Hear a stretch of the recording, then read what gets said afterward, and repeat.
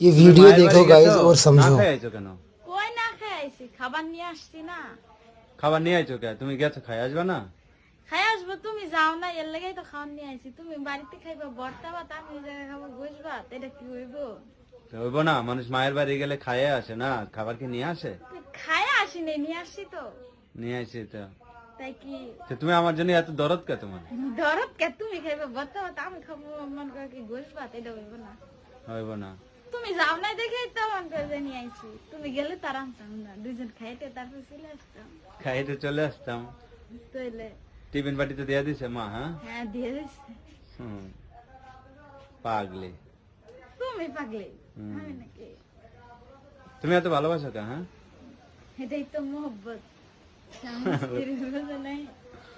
সবাই যদি এমন করে কি ঝগড়া করে, তাইলে এমন করে মোহব্বত করবো কারা? হুম।